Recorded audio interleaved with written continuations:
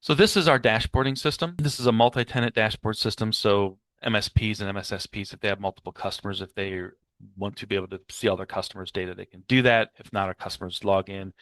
They get set up in our identity management system. This system requires two-factor authentication, obviously, to be able to access it. This is a demo environment here, so there's no real data in here, so I can show everything here.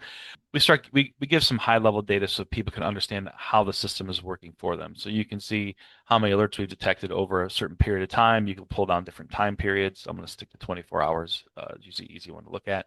You can see the total events that are coming into the system as well. You can see how many AI analysis were performed when it's detected something. So we also put up here the days to your key expiration. So one of the things we get as part of our PowerShell script is we get a secret key that comes with the tenant, and that key has an expiration as it should. But once that key expires, then obviously we're no longer able to access and analyze that data. So we'll show you, hey, this is when that key is going to expire. You'll actually get an alert and email 30 days prior to that key expiring, so that way we can get a new key and make sure things can continue to work, being proactive on those things here. So coming down a little bit, you'll see a few things, and I'm gonna move back and forth a little bit here, but you'll get the reasons why. On the left here, we have what we call playbook alerts. So playbook is that traditional logic that I talked about, and there's no reason to throw out that traditional logic. Again, there are things that just happen in environments that we know we want to investigate. Period. End of story. It just happens. Like again, a new forwarding rule, admin consent granted. These are things that just again they happen. We need to look at them. We need to determine if this was something that we need to look at or not. So we have those. What we show here is over this time period, how many of those we have detected, the top 10 that we've detected. So you can see those here on the playbook side. And then we have anomalies. So anomalies should never have the same title, right? So this title should be always be different. If that title ends up being the same, then that's something you should write a playbook for. And the AI has the ability to, will have the ability shortly to actually write playbooks on its own for anomalies that it's detected in the environment. So, but since those don't repeat, we just show the last top 10 that we've detected here. So you can see the last 10 anomalies that were detected in the environment. If you're interested in what detection rules we use, you can come up here and we don't hide those from anybody. We can come over here and you can click here and this will take you to our documentation page. It shows you what our threat levels mean. Our 5 different, they're pretty self-explanatory, but if you want to know, you can see those there. And then we list all of our playbooks here. Now this pulls from our live detection database, so these are always up to date. It will tell you when we added them, when we last updated them. We have a unique ID, what it does, what the title is, its level, as far as the threat goes. So you can look through all these and see what again, we don't hide these detections. They're here, and you should understand what we're detecting inside the environment. So that's from the playbook side. So we can come in here. So we have a couple different tables down below that will show. So one is actionable alerts, and we'll give a little histogram to show actionable alerts over time. So actionable alerts are alerts that are going to be sent to you via email or going to go to your SIM, whatever external integration you have. It's going to be things that need to be looked at. And so what's going to be sent to you is, I'm going to show you here in a second, is when I click on this, you can actually get an analysis of it. So what happens in the background, though, when these action alerts happen, they get analyzed, and the same thing I'm going to show you here gets sent to you via an email. So I'm going to click on this. This goes out to our AI. It's going to ask our AI to analyze the information from this alert, and you're going to see a real-time analysis. Now, this will be a little bit different than what you got in the email because this is doing it in real time. So it's asking our AI to basically reanalyze that in real time, but it'll be very, very similar.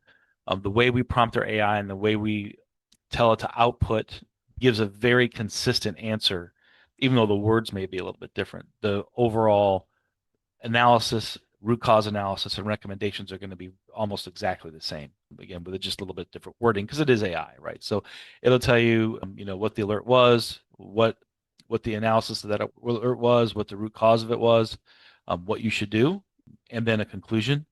At the very bottom, it will give you a full log of what it is.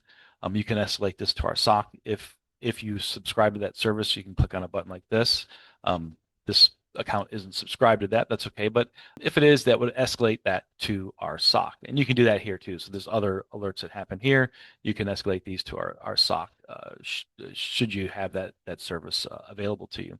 But you can do that for any alert you want. So if you want to know what the malware filter policy modified, that's something you definitely want to keep a look at. You can come in here. Again, it'll tell you that someone this fake employee. Again, this is demo data, so none of this data is actually real. We're actually using AI to generate the alerts for this demo system, which is really kind of cool. But it'll tell you that this was triggered by this employee from this IP address. It'll tell you that what to do about it. The nice thing too is it actually will go out, and you can see here in this logs, it asks our threat intelligence, is any IOC it finds in those alerts, is this part of any of our threat intelligence feeds? We have massive threat intelligence feeds. We have a MISP server that we maintain that has tons of information, and it's updated continuously. So it has access to all that information. It can search there and find out from any kind of indicators it has if these are malicious at any time, and that helps it determine the severity of those alerts right there too. So very easy to use. Again, you'll get those in your email. Obviously, this alert ID you can correlate as well. So if you get something in the email, you want to know what specific alert it is in, you can look at that. These are unique to each alert that comes in, so that's why they're shown there. We will also show, so these are things, again, these are either playbooks or anomaly alerts that up in this table that are actionable that will be sent to you. But we also keep everything else the system does too. So any anomalies that our anomaly agents, our anomaly AI has determined it needs to look at will be shown here. So this is every anomaly that it's seen over the past 24 hours. And you can come in and you can look at these as well. You can analyze them if you want. Again, these, if they're not of a certain threshold, they're not going to send to you. But you can come in and see what those anomalies and what they look like in the system as well. You can come down here and see playbook alerts. So these are all the different traditional logic alerts that have happened. And you'll see something interesting like here. You see this medium level alert, but it has a risk score of 0. Again, everything in our system, everything that we detect is based on this kind of risk score. And that risk score gets modified as different agents talk to each other and different things happen in the analysis of these alerts. But you'll see here something medium with a risk score 2. Well, that tells me that this is a repeating alert. So the system will not keep nagging you with the same alert over and over and over again throughout the day. It's going to say, hey, I've seen this alert before. I've already sent this to the customer. I'm going to wait a certain time period, and then I will then send that to the customer again. We click on this, and we can see inside here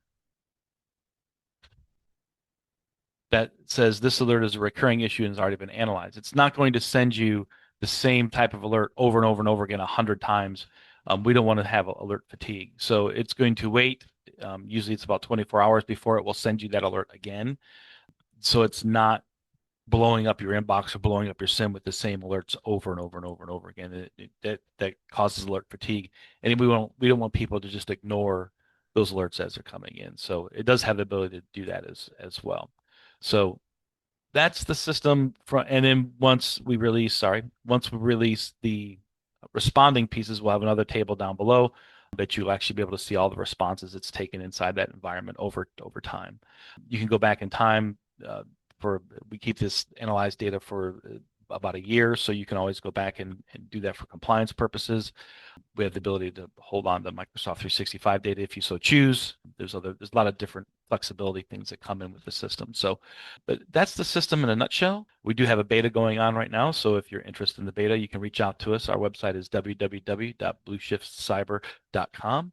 We're happy to get you signed up and look at the beta or get you access to the demo platform. Thanks for your time today. We appreciate it, and we hope to hear from you soon.